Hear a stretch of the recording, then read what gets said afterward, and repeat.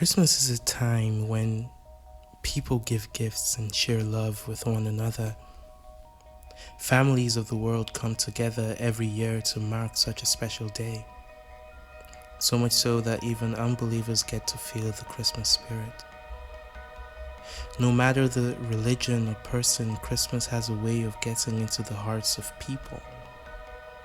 But then we see that the majority of people, even Christians, do not fully understand what it means. And so jokes are made about it. Drinking and all sorts of vices are attached to this time of the year, to the point where no one can really say what makes Christmas so special. Christmas is more than gifts and holidays and traveling and joy and laughter. Christmas is the first peg that holds together the faith of Christianity and ultimately the fate of the world. The Bible wraps up the meaning of Christmas in one verse, John 3:16, which says, "For God so loved the world that he gave his only begotten Son, that whosoever believeth in him shall not perish but have everlasting life." That in itself is what Christmas is about, but it seems too simple yet complex. So let me break it down for you. Why should we care so much and be enlightened about Christmas? What does it really mean? Well, the thing that makes Christmas special is Jesus himself. Jesus is unlike any prophet, any man, any savior that was before him. The world was galloping towards certain damnation, towards certain doom, until Jesus was born, a light in the darkness. The Bible says he is light, and that light is the life of men. What you need to understand is that Jesus is unlike every other person, and so is his birth. Before his birth, there was nothing like the virgin birth, and there has been nothing like it after him. Jesus was formed in the womb without a man.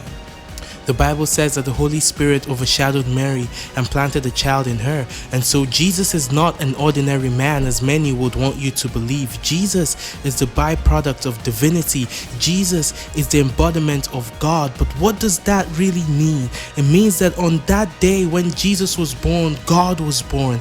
And the act sent ripples into the very fabric of space and time. So much so that everything we've known revolves around that singular moment. Time wrapped itself around that moment to the point where we now report time as before the birth of Christ and after the birth of Christ. The weight of such an event is more than just boxes under a tree. Because for the first time, the one whom the prophecies spoke about was here. The one who could turn the tide in this war against the darkness was here.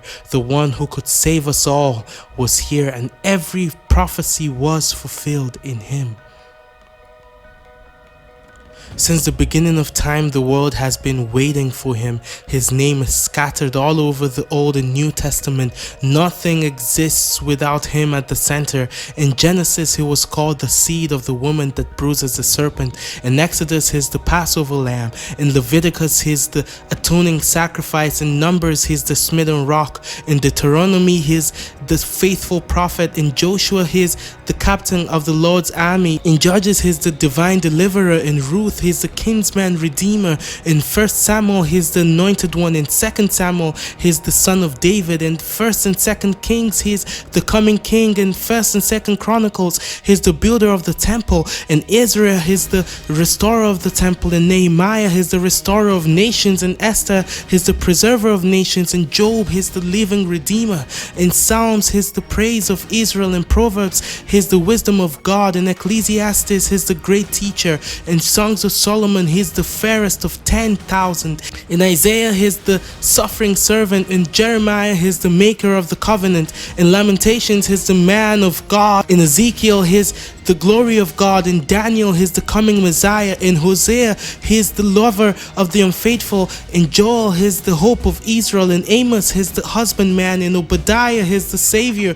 In Jonah, he's the resurrected one. In Micah, he's the ruler of Israel. In Nahum, he's the avenger. In Habakkuk, he's the holy God. In Zephaniah, he's the king of Israel. In Haggai, he's the desire of nations. In Zechariah, he's the righteous branch. And then in Malachi, he is the son of righteousness. And all this culminates to his birth in Matthew. What an event, what a person, what a God.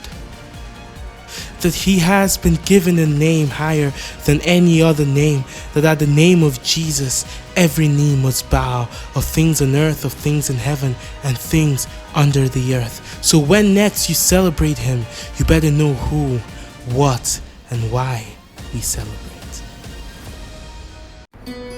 Hey, thanks for watching. Please subscribe to this channel so that you don't miss out any of the new videos we're going to be putting out. Like this video and share it with your friends and family and other people that you think would benefit from this video.